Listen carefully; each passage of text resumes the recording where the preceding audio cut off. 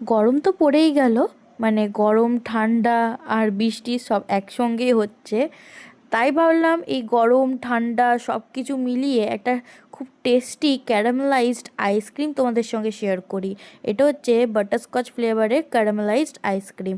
যেরকম ভিডিওতে দেখলে ওরকমই ক্যারামেল একদম উপর দিকে উঠে আসবে, একদম টেস্টি পারফেক্ট মেজারমেন্টের সঙ্গে এই আইসক্রিমটা শেয়ার করব। প্রথমেই 1 কাপ ভর্তি চিনি নিয়েছি। লো ফ্লেমে খুব ভালো করে চিনিটাকে মেল্ট করে ক্যারামেল তৈরি করব। এবার দেবো কাজু বাদাম, আমন্ড বাদাম, 1 চামচ বাটারটা দেওয়ার পর একটু নাড়াচাড়া করব, তাহলে কালারটা এখানে চেঞ্জ হয়ে যাবে পুরো ক্যারামেলের মতো। একটা প্লেটে একটু তেল লাগিয়ে এই ব্যাটারটা দিয়ে একটু ঠান্ডা হয়ে গেলে আমাদের ক্যারামেল রেডি। আমাদের এখানে ক্যারামেল ক্রাঞ্চ রেডি। একটা প্যানের মধ্যে 1 কাপ দুধ নেব, 3 চামচের মতো গুঁড়ো দুধ দেব।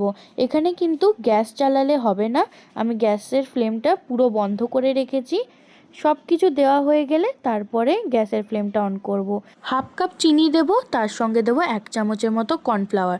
খুব ভালো করে মেশানো হয়ে গেলে গ্যাসের ফ্লেমটা অন করে এই দুধটাকে খুব ভালো করে জাল করতে হবে। একদম গাঢ় টেক্সচার এসে গেলে 2 থেকে 3 ঘন্টা ফ্রিজের মধ্যে খুব ভালো করে সেট করে নেব। ততক্ষণ এখানে ক্যারামেল ক্রাঞ্চটাও আমরা ছোট ছোট পিস করে নিচ্ছি। আইসক্রিম তৈরির জন্য যে বাটিটা ব্যবহার করব সেটা কিন্তু আগে থেকে ফ্রিজে ঠান্ডা করে নিয়েছিলাম। এবার দেব এখানে আমুলের ফ্রেশ ক্রিম। এবার দুধের যে মিশ্রণটা তৈরি করেছি ওটা দিয়ে দেব। গুঁড়ো দুধ দেব 2 চামচ। আর আমার কাছে বাটারস্কচ ফ্লেভার ছিল না, তাই আমি ক্রাশ ব্যবহার করেছি। সব কিছু দেওয়া হয়ে গেলে খুব ভালো করে ইলেকট্রিক বিটারের সাহায্যে বিট করে নেব। এরকম বিট করা হয়ে গেলে দিয়ে দেবো ক্যারামেল ক্রাঞ্চ। খুব ভালো করে মিশিয়ে নেওয়ার পর একটা গ্লাস কন্টেনারে আইসক্রিমের ব্যাটারটা ঢেলে নেব। এবার ওপর থেকে আরও কিছুটা ক্যারামেল ক্রাঞ্চ দিয়ে ভালো করে চামচের পিছনের যে অংশটা থাকে ওটা দিয়ে ভালো করে মিশিয়ে নেব। মেশানো হয়ে গেলে আবার উপর থেকে একটু ডেকোরেশনের জন্য দিচ্ছি ক্যারামেল ক্রাঞ্চ।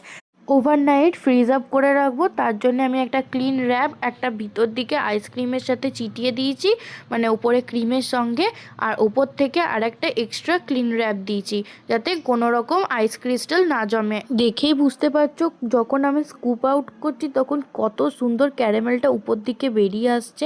এটা কিন্তু খেতে দারুণ হয়েছিল, একবার ট্রাই করো, খুবই ভালো লাগবে। একদম বাটারস্কচের নতুন ফ্লেভার। এটা ভালো লাগলে কমেন্ট করো।